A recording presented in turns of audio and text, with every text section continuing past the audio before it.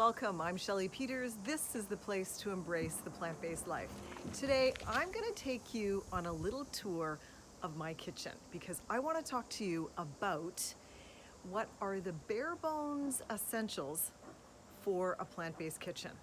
I have created a list that is really close to what I have in my kitchen. As you all know, we as plant eaters eat 5 basic food groups. Whole grains, legumes, vegetables, fruit, nuts, and seeds. And then of course I have a category for spices and herbs, and then those miscellaneous condiments and little additional things that you need just so that you can make most recipes. So let's go on in and I'm gonna show you the bare bones of what is in my plant-based kitchen. All right, so I don't know if you saw Finney out there, but he just got home from his walk with all of his friends. And so who knows, maybe we'll hear him barking later, I don't know. Okay, so the first category I wanna talk to you about is whole grains.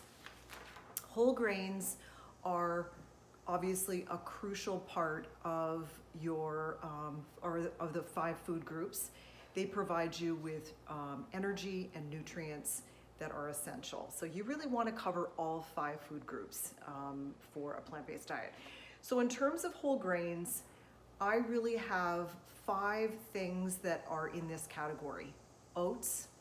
Some of these things I'm going to be able to actually show you. You can see where my oats are kept right out on my countertop.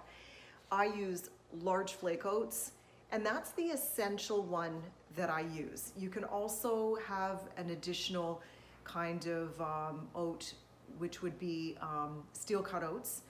I like to use those once in a while, but if you want to just start your plant-based kitchen and you want to just do a bare bones restock so that you've got things that are going to make it work for you, then just get the large flake oats. And I get most of my things I get are from the bulk barn. Best price, I can buy the quantity that I need.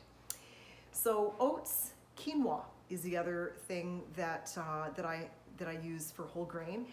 Brown rice, I always keep whole grain breads, and I normally stick to Ezekiel breads. They have the best possible ingredient list. They have no added oil, they have very low salt, and they're still really tasty. So I keep a loaf of the Ezekiel breads. They've got a bunch of different varieties actually you can choose from, and you'll find them in the frozen food section in really any grocery store now. And then the other thing that you're going to want to have, I like our English muffins, but it's preference, personal preference. Let me take you into my pantry area. When I renovated my house, this used to be my dining room. That was my living room, but we don't really use a living room now because we're kind of informal, but I did want a really big kitchen table or dining room table, which I got. And so that was my living room. We made it bigger. We squashed up this room, and this really is my pantry area. And I'll show you where I keep a lot of my supplies. So this is the shelf where I've got brown rice. I keep everything together. So it's not, I don't have to search, I don't have to be confused about where things are. There's the brown rice. I happen to have some black rice. Don't forget, these are not things I regularly eat, but because I'm always testing recipes and doing research for you guys, I sometimes have some weird ingredients. But in terms of my bare bones, what I have every week for myself, this essentials list will cover it. Look at that, I definitely need some more quinoa. That'll be on my list this week.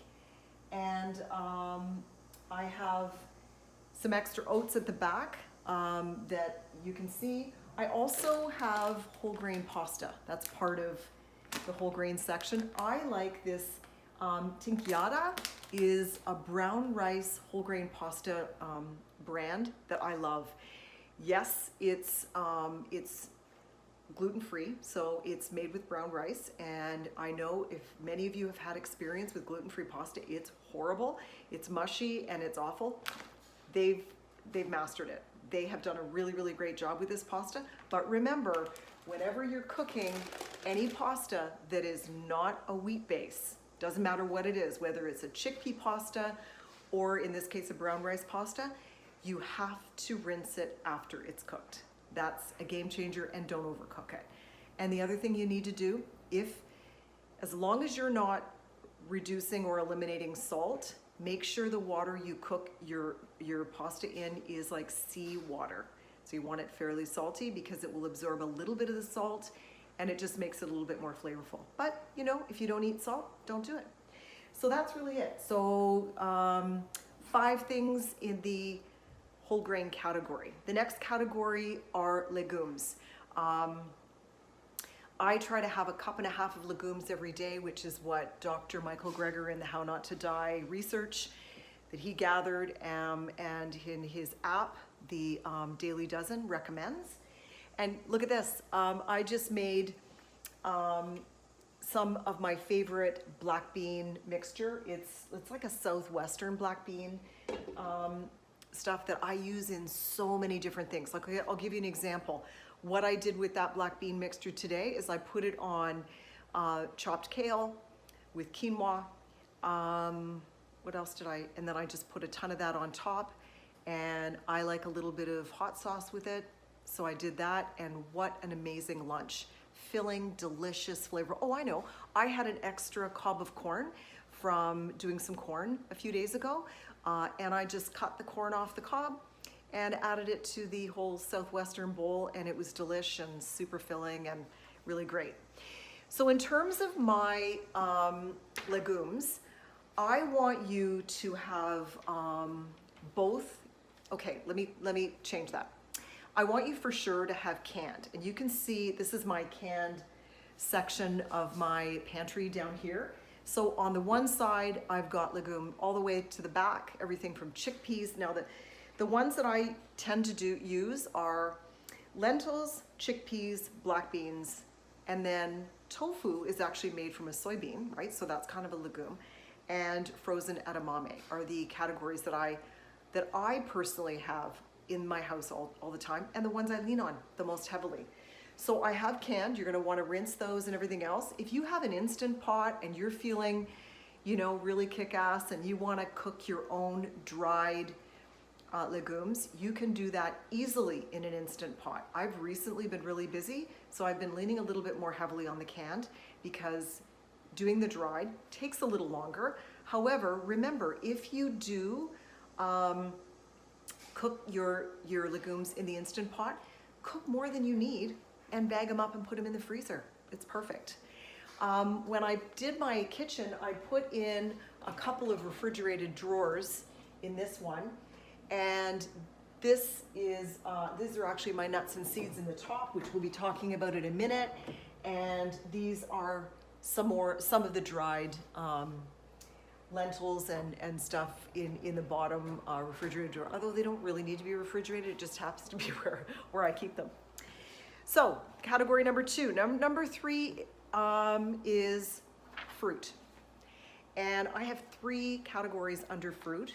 Fresh fruit, I'm going to show you my bowl that I have out on the counter at all times, and it's a little bit lean right now because it's Thursday, so I'm down to my last couple of bananas. I have 1 pear left because I've eaten all the apples, all the oranges, all the stuff that was in here. And I'm down to that because Fridays I typically have either groceries delivered or I go and get groceries. So tomorrow I'll be stocked up again, but you can see I've eaten most of the fruit out of that bowl already. So you've got fresh fruit. So pick your favorites. I happen to always have apples, bananas, I periodically get pears, and I like oranges. I'm simple. I love mangoes, don't have them all the time, but when I can, if I see them in the grocery store, I'll pick those up as well. So the other category under fruit is frozen fruit, because as you know, I get my berries every morning on my oats, and in this section of my house, I have a freezer. This is a refrigerated drawer, and this is a freezer drawer. And I keep all my frozen fruit under here. This is actually the spot where I make my oat bowls in the morning if I haven't made them in advance. And so I have everything within easy reach. So get some fresh or frozen fruit and stick it in your freezer. You can make smoothies with them. You can add them to pancakes. You can add them to, for desserts. And then of course, you're gonna wanna eat them every morning with your oats. So for frozen fruit, honestly, I mostly just have raspberries and blueberries. And so that's it, not too hard. I do also, of course, have dried fruit. So we've got 3 kinds: fresh, frozen, dried. You can see on my cupboard up there, I believe it's right there, are the dates. So I have a big thing of medjool dates I really, really like. And of course, I make date paste. That's what I sweeten most things with. I also keep on my counter a couple of things. I like dried mango. You can see it's the end of the week. I've eaten a lot of the dried mango. I get the dried mango that there's no sugar added. You can get this at the bulk barn. No sugar added, no preservatives, nothing. So sometimes they're a little bit tart, but they're super good. And I also really like to snack on organic dried apricots. See how they're brown? The organic ones do not have coloring, so they're not orange. So they don't look so hot, but trust me, they're so good. They're so good. They're really, really good. And then of course, I also have, in my pantry area, I have a cupboard where I keep a couple of other dried fruits. Like I keep raisins. Let me just check my list and make sure that yep. And then raisins are really the other one that I add to some stews, and then some sort of desserts that I do. And then the third category is vegetables. And of course, you're gonna have all the fresh vegetables. You want greens, kale, lettuce, broccoli, sweet potatoes, russet potatoes. I like to bake those or make them into wedges, red onion, yellow onion, and garlic. So that's kind of your bare bones of what you need to run your kitchen. You can see this week I still have a few sweet potatoes in here. No more russet potatoes. I had a bit of a crazy week because I was at a concert this week. I went to see Pink with one of my best friends. So I'm a little off kilter in terms of what I'm doing, but man, it was fun. So, okay. And then in terms of veg, you also want to get fresh ginger. If you don't want to do fresh ginger and fresh garlic, you don't have to. You can buy it in jars and keep it in your fridge. I personally think garlic is way better fresh, and it keeps really well. The ginger, I always have some in my fridge. You can buy it like minced, and it's suspended. I don't believe it's in oil. I believe it's in just a liquid, a water. I need to check that. But you're going to want to have that, because I don't know about you, but I don't use fresh ginger that much. So sometimes it will end up going to waste. So I always have it in the fridge.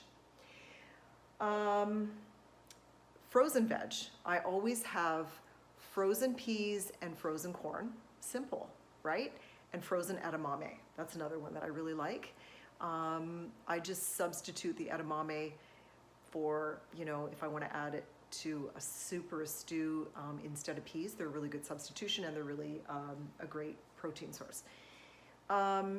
You can also get the edamame that is not shelled, and you can steam those and serve them as an appetizer. You've probably seen them in restaurants. In fact, when I was in Toronto seeing Pink, that was an appetizer that I ordered. I ordered the edamame, and they spiced the outside of the shell, and then you put the shell in your mouth and you pop out the actual edamame pods into your mouth. You don't eat the outside shell, but you get the seasoning. So it's a really great option for an appetizer here at home, or even when you go out.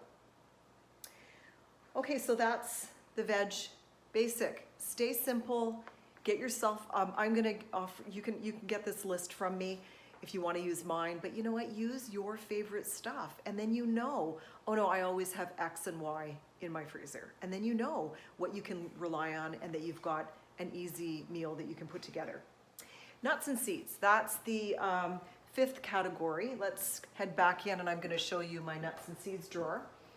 Again, I do a lot of experimenting and stuff like that, so I have more than you need in terms of selection. Let me just read what the essentials would be. Ground flax, of course, because you need it for flax eggs, and every morning you want to have a tablespoon on your oats. chia seeds, sunflower seeds, pumpkin seeds, cashews, almonds, and walnuts are just a standard that I have.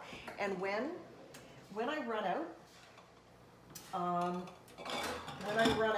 look at that, I'm almost out of cashews. When I run out of cashews, I just leave the jar out, and then I will add it to the list that I have going on my phone. And then I know I'll be covered, and I'll get that at the end of the week.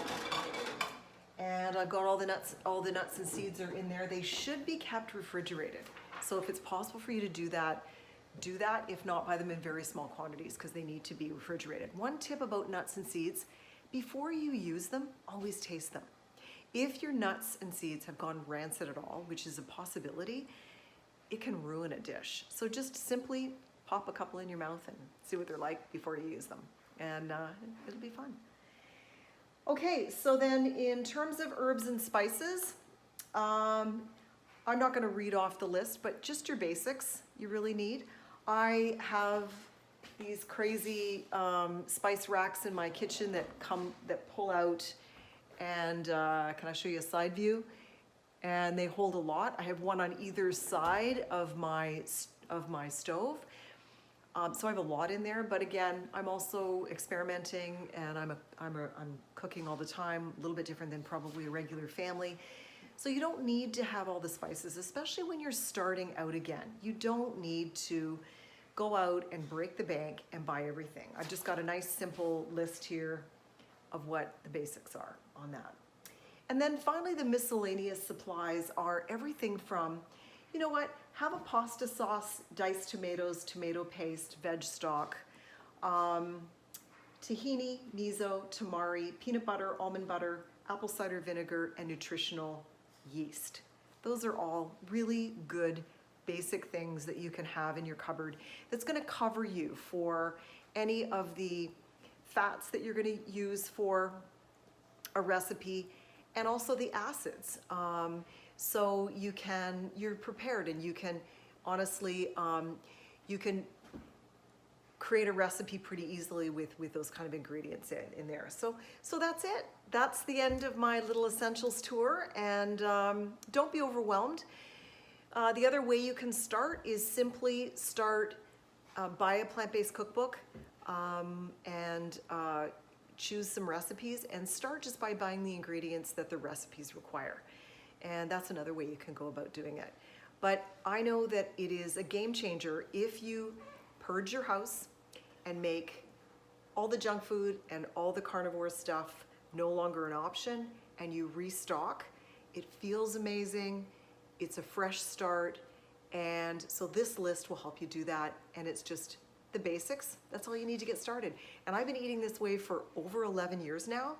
And I still rely on the basics, and it works great. So my meals taste great, and I feel amazing. So I encourage you to switch over, get your kitchen plant-based, and enjoy the health benefits. And if there's any way that I can help you with anything, don't hesitate to email me at info@shelleypeters.com.